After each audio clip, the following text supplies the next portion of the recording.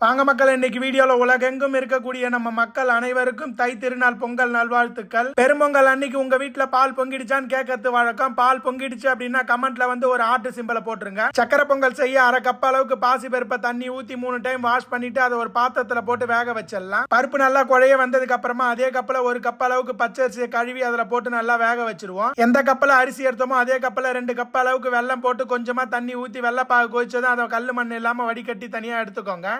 வடிகட்டி வச்சிருக்க வெள்ளப்பாக இதுல ஊத்தி எல்லாம். இந்த ஸ்டேஜ்ல பாத்தீங்கன்னா அரிசி நல்லா வெந்திருக்கணும். அதுக்கப்புறம் தான் நீங்க வெள்ளப்பாக ஊத்தணும். அப்படி இல்லைன்னா சாதம் உங்களுக்கு வேற வேறன்னு இருக்கும். இது எல்லாத்தையும் நல்லா கலந்து விட்டு ஒரு கொதி வந்ததுக்கு அப்புறமா அடுப்பை நல்லா சிம்மில் வச்சிருங்க. மூடி போட்டு அப்பப்ப அதை கலந்து விடுங்க. திக்காயி உங்களுக்கு நல்லா தலன்னு வரும். சக்கரை பொங்கல் நல்லா திக்காயிடுச்சு. இந்த ஸ்டேஜ்ல 1/4 டீஸ்பூன் அளவுக்கு ஏலக்காய் பொடியை போட்டு கலந்து விட்டு அடுப்பு ஆஃப் பண்ணிடலாம். சக்கரை பொங்கலுக்கு முக்கியமானதே பச்சை கற்பூரம் நெய் தான். உங்களோட ஆப்ஷனல். நீங்க பச்சை கற்பூரம் வேணும்னா சேர்த்துக்குங்க. இப்ப கொஞ்சமா நெய்யை ஊத்தி ஒரு கை அளவுக்கு முந்திரி திராட்சை போட்டுடலாம். முக்கியமான டிப்ஸ், நெய் ஊத்தி முந்திரி திராட்சை போட்டதுக்கு அப்புறம் தான் நீங்க அடுப்பு ஆன் பண்ணணும். அப்பதான் உங்களுக்கு முந்திரி நல்லா வறுபட்டு கிறிஸ்பியா இருக்கும். அப்படி இல்லனா பருப்பு வந்து கலர் மாறிடும், உள்ள வறுபடாது. வறுத்த முந்திரி திராட்சை இதுல போட்டு லைட்டா கலந்து விட்டு அப்படியே இறக்கி வச்சிருங்க. லைட்டா மிக்ஸ் பண்ணுங்க. அப்பதான் தலன்னு நெய் வாசனையோட கமகமன்னு இருக்கும். இது போல சின்ன சின்ன டிப்ஸோட உங்க வீட்டுல சந்தோஷமா குடும்பத்தோட இந்த பொங்கலை கொண்டாடுங்க மக்களே.